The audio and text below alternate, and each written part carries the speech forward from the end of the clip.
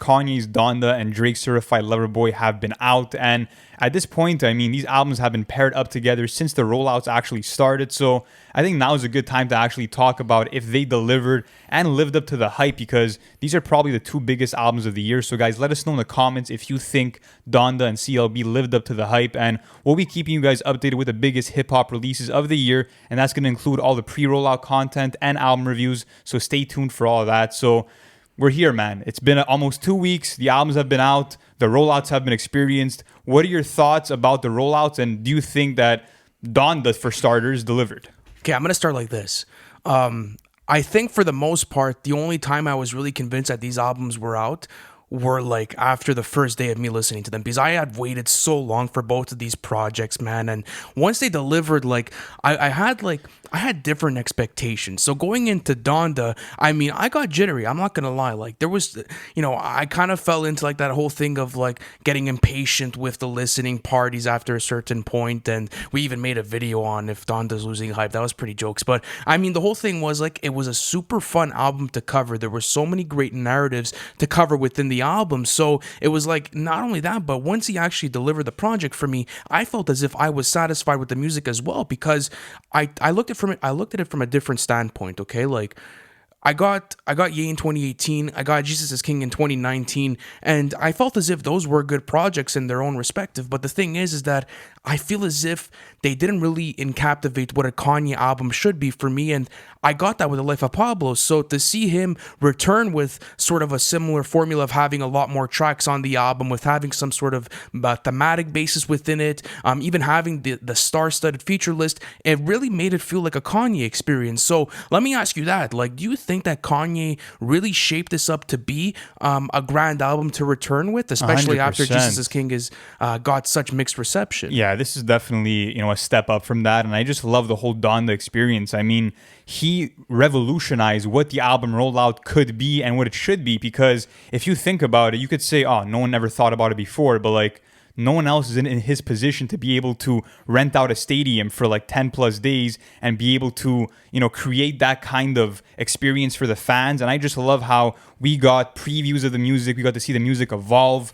And he did all of this without saying a word to the public. We got commercials from, Beats. We also got, spokespeople around Kanye giving us information. And it was always a constant hunger for more content, for more words being spoken from the people around him, and of course the music, because the fact that we got these release dates that never actually came into fruition made the album more exciting, because it slowly built up that hype. And just Kanye's a marketing genius, and I feel like this moment will be remembered alongside his biggest moments, like the MSG moment for Life of Pablo, alongside the VMAs rollout with not rollout, but the VMAs moment with Taylor Swift. Like, this is a huge Kanye moment, and I just love that when you look at what he did with Jesus is King, that was very religious and was very Christian, but it didn't include the personal subject matter that we got with Donda. And that's why Donda is everything that Jesus is King should have been, because Kanye reinvented himself. And yes, I will say that maybe sonically it wasn't revolutionary and he didn't create a new sound per se, but in terms of the messaging, this is totally out of left field. And he made like 30 artists come together to unite and spread one singular message about God. And not only that, but the way that he's able to take whatever he learned from his mom and all those teachings mixed in with his passion and his faith for God, and to use those coping mechanisms to actually get through his divorce. It was genius from start to finish, but the track list is bloated. I will say that. Do you feel as if there's a lot of tracks that have not made your rotation as of now? Oh, for sure. After but the 2 weeks? I knew from the beginning, like a song like OK OK or Remote Control, wasn't peak Kanye, and they didn't have a space for me in terms of the thematic basis of the project. They just didn't belong. And also the part twos, as good as they are, not really necessary to the track list, but as an experience and as a moment. This is super ambitious of Kanye, and I feel like this is a return to form for him, even lyrically. If you look at songs like Jesus Lord, right? He's coming together and he's really showing a lot of different things to Kanye that I haven't seen in a while, and I think that's what I like. One of them was diversity within the production, because I got some of Kanye's. Well, obviously there was different producers and there was like a crazy amount of great producers that worked on this project, but the beat selection was fucking fantastic. Like I got beats like Believe What I Say and like Heaven or Hell, and then Heaven and Hell, excuse me, and then I also got beats like Off the Grid, where it's like I could see Kanye's sort of flavor of trying to get into drill music. Like it was cool as like he was able to tap into some different sounds and sort of utilize them and add his own twist on them. So I'm gonna go back to your point about revolutionizing the music, and I agree. Revolutionizing the rollout, I would say, or even the messaging of the music. But maybe like the sounds, because let's say like with Yeezus and MBDTF, there was a major, let's say, influence and like a major wave of production that was influenced by those albums. But with this, I feel as if the influence is mostly in the messaging and in the actual rollout. I feel as if for the one time in Kanye's career, the production didn't take a back seat, but it was like, I feel like the content matter was more prominent. I feel as if the feature list and having all these artists come together and talk about that singular vision about God was revolutionary for the way people should put together their feature lists. Especially the rollout. Like the way that he was able to create anticipation and hype was absolutely fucking genius in its own respect. And it's like, yes, I agree that at a certain point, a lot of fans were like, fuck, listen, we just want the album, but he gave it to us. Like we ended up getting it. Like I have to say, like if you think about it, it didn't go over, like, did it go over the Life of Pablo's expectation date? No, it didn't. Like this was teased since last year. He was supposed to drop it on, I believe, July 24th. Yeah. And then he waited the full year for it, and then he ended up dropping it on what? It was August what? Exactly? 29th, I believe. It was a Sunday. Yeah. August 29th. So it wasn't like horrible. Like you could have sort of expected it from Kanye, but that was roughly waiting for those two release dates that were scrapped. Listen, but people know, listen, we got impatient at a certain point. So I got to say that. It's like, it was more of the overall experience and the fact that I'm going to take a great amount of content out of this album and be fucking happy with it. I'm not going to lie to you, bro. Like, Moon has been in my rotation heavily for the past 2 weeks. Believe What I Say as well. Heaven and Hell has been major for me. Jesus Lord, like these are prime Kanye songs that I feel as if I didn't necessarily get on Jesus is King. Yeah. So do you think that this was a moment for Kanye, not only with the impact wise and the messaging, but also maybe a step up in the way that he puts together his albums now? It was a step up. I mean, I think that it's a huge creative expression, and he really stayed true to the themes. And like, one thing I do want to mention that I kind of picked up on is that this is Kanye's version of a Greek tragedy. And like, I was thinking about maybe doing a full piece of content on this at some point, but if you don't know, a Greek tragedy is when we actually have a protagonist who's going through loss and pain. And one of the creators of Greek tragedies is actually Aristotle. And he actually has this term that he defines as hamartia. And this means when there's actually a fatal flaw from the protagonist that actually leads to a downfall. Oh, that's fucking where crazy. This pain and loss is presented. Not only that, but a big thing with Greek tragedies is that they usually are revolved around families, and a lot of the time there is dialogue between the protagonist and the dead. And that's what we actually got on Donda, where Kanye is kind of speaking to his mother and trying to summon her spirit. So the way that this was built up as an artistic piece was mind-blowing for me. I feel like I said earlier, not every song hit, but you got some of Kanye's best rapping in years. You got classic Kanye on a song like Believe What I Say. You got a beautiful serenade of a choir on 24, and really one of the most impactful albums message-wise in a long fucking time. And not only that, like I said earlier, rollout-wise, this might be one of the best that I've ever witnessed. It's one of the most exciting for sure, and it kept you in your seat, and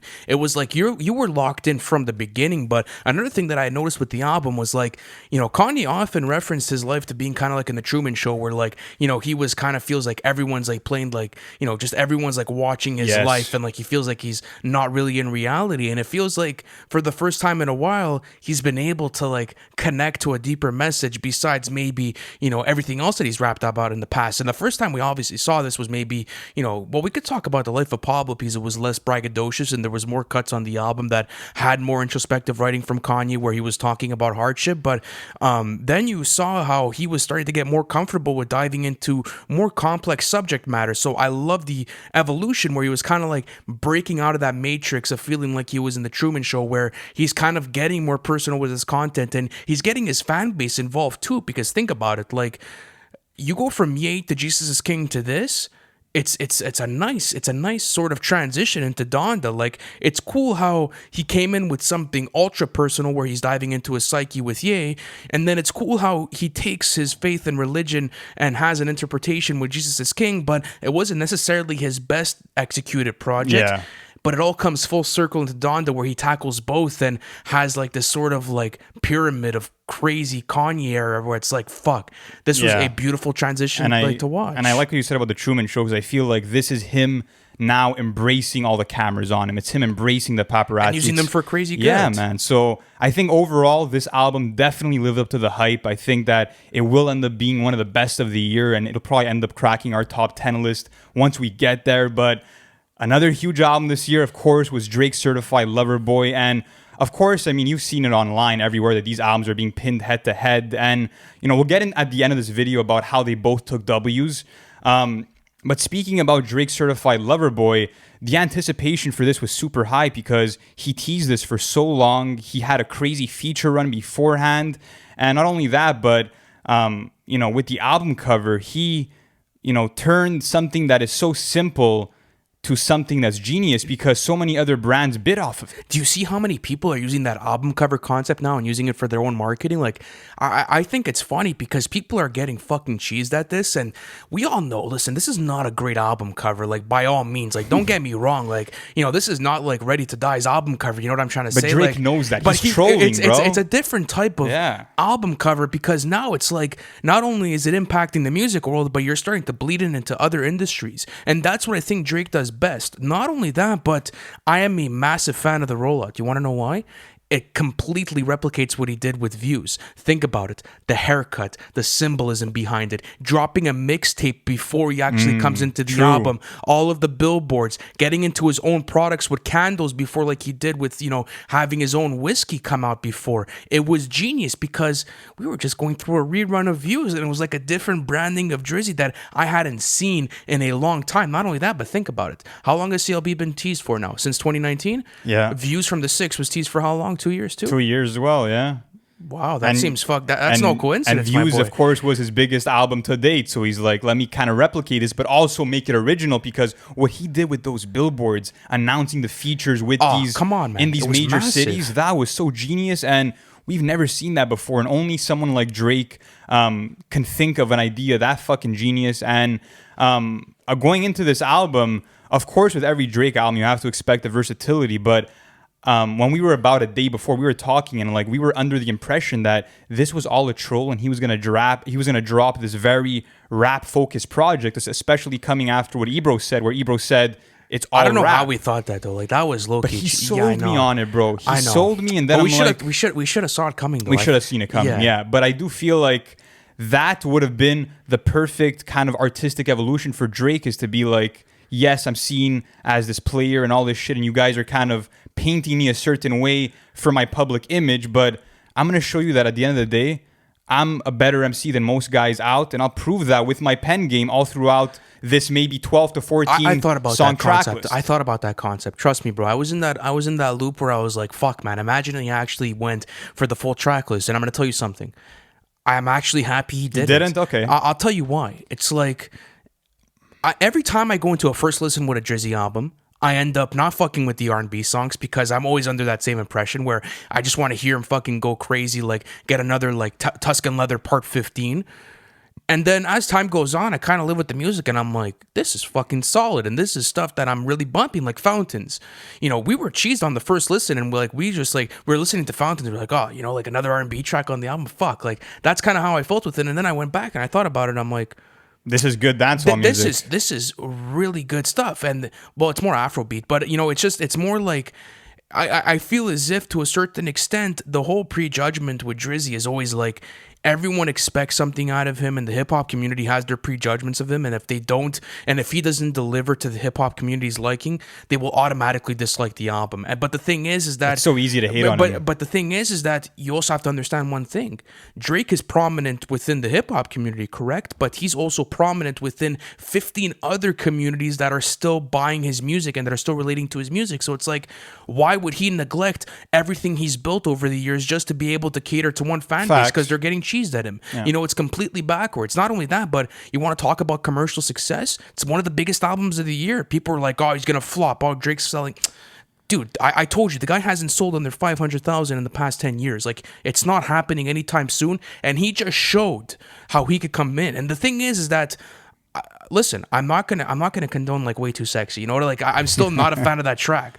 But the thing is that if we're gonna completely dismiss this album, it would be a fucking shame because there's a bunch of quality to take out of it. There is a bunch of quality to take out. I think the main narrative for me here is that Drake stays winning using the same formula time and time again. And that's what it's crazy, love is man. That it's fucking nuts. It is the biggest flex that he has that formula locked in. And with minimal effort, he's able to actually, recreate the kind of a similar project to what he's done before, but still be that top dog, still be number one when it comes to sales. And not only that, but like he said, this is music to evolve to. And I've kind of aged better with every listen. To me, this music is getting better. I think that there's definitely misses on the album. Like, this is nowhere near Drake's best body of work. I do feel like what I'm appreciating the most is that this is Drake on cruise control, and yet he's still putting out one of the most coherent projects of the year. And I just love that so many artists, to stay relevant, need to redefine their image, need to kind of change up their sound and kind of reinvent themselves with every album. But Drake is the opposite of that, and he's the only guy who can stick to that winning formula and still be number one at the end of the day. It's crazy because he's developed this formula for the Midas touch. And like, as you said, I'm not going to sit here and completely fucking say that this was a masterpiece. There's no way. I don't think that this is primetime Drizzy. I'm going to say this: Take Care to Views was the best, like one of the best runs that I saw in hip hop. Like, it was really fucking impressive the way he came in and he took over.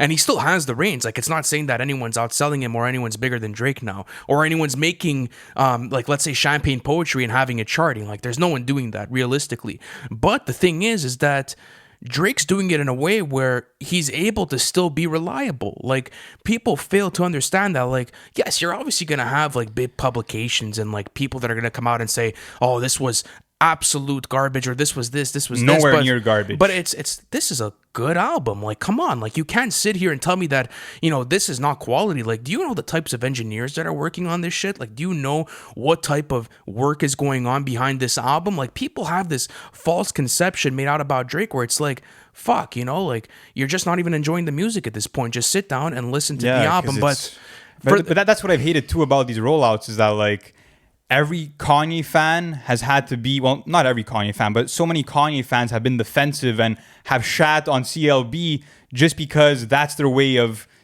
showing love to Kanye and to say, oh, Donda's better. But it's the same thing for Drake's fan base. It is the same thing for Drake's fan base. It's crazy, man. Like, but you don't have to be. You could be fans of both, bro. Like, I'm a huge fan of both, and I'm happy to say that both of them delivered for me at the end of the day. Like, with Drake on this album, if you look at how evolved his pen game and his wordplay has gotten, look at a line like trust in my brothers is as good as I know it should be, and know it should be, but like, the wordplay there. And even on other songs, on Fair Trade, he does the same thing where he says like, mama used to have this disability but gave me this ability, using the same word but having the double meaning. Like, Drake's pen game is going nowhere. His knack for making R&B songs, I think that this is not his best R&B stuff, but I do think that they're still enjoyable. What's cuts. His best R&B stuff off the dome? Like, what would you say is Marvin's Room is up there. Feel No Ways. A lot of the songs on Nothing Was the Same really hit home for me, but there was even like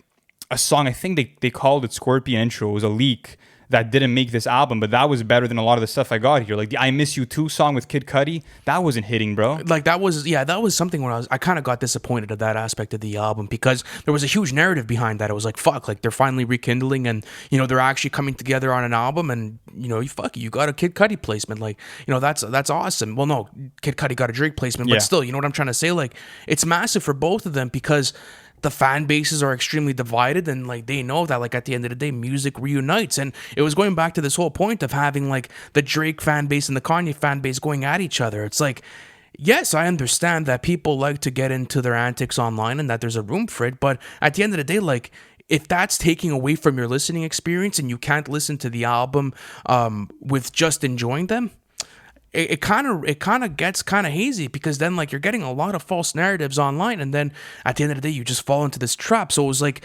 that was kind of a thing I had to avoid with this album. Is like I heard too many opinions, I heard too many people trying to, you know, shit on both of these projects. Like I heard so many different things, Yeah. and like it was hard, because when you're talking about both of these projects, like these are legendary moments in time. Like how are you gonna be able to sit down and be like, oh, I have this gripe, this gripe, this gripe, this gripe, and no one can tell me anything. Like this is what I think, and this is what I'm gonna stick with, and then Yeah. you know, spread that to millions of people. Like that's dangerous. You know, like go into this project and both of these and just enjoy it, man. Enjoy Yeah. the ride. And I do have to admit that I think that after the first listen, I was definitely fucking disappointed with CLB. And it took me those extra listens to realize that, like, yes, this did live up to the hype because it was another Drake album. You know what I mean? It was just, it gave me that same vibe, and it still gave me a bunch of great songs that I can add into playlists. Do I think that it's as coherent and as impactful musically as Donda? No, I'll be honest. I think that Donda is clearly the better album. There's no competition. But